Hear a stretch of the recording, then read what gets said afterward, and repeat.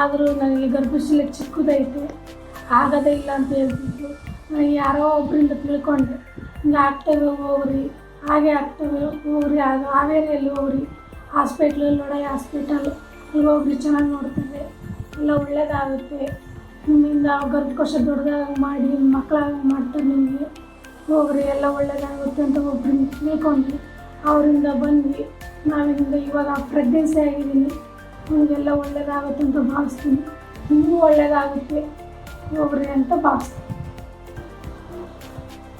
ನಮ್ಮದು ಮದುವೆ 10 ವರ್ಷ ಆಯಿತು. ಎಲ್ಲ ತೋರಿಸಿದ್ವಿ, ನಮ್ಗೆ ಯಾರೂ ಈ ಥರ ಸುದ್ದಿ ಬಂದಿರಲಿಲ್ಲ. ಹಿಂಗೆ ಹಾವೇರಿ ಬಂದು ಬರೀ ಆಸ್ಪತ್ರೆಗೆ ಬಂದಾಗ ಈ ಥರ ನಮಗೆ ಒಳ್ಳೆಯ ಮೆಸೇಜ್ ಸಿಕ್ಕಿದೆ. ನಮಗೆ ಈಗ ಪ್ರೆಗ್ನೆನ್ಸಿನ ಆಗಿದೆ, ಎಲ್ಲ ಬರೀ ತೋರಿಸಿ ಹೇಳಿ ಎಲ್ಲೆಲ್ಲೋಗಿ ಖರ್ಚು ಮಾಡ್ತೀವಿ, ಇಂಥ ಜಾಗಕ್ಕೆ ಬಂದರೆ ಎಲ್ಲ ಒಳ್ಳೆಯದಾಗುತ್ತೆ ಅಂತೇಳಿ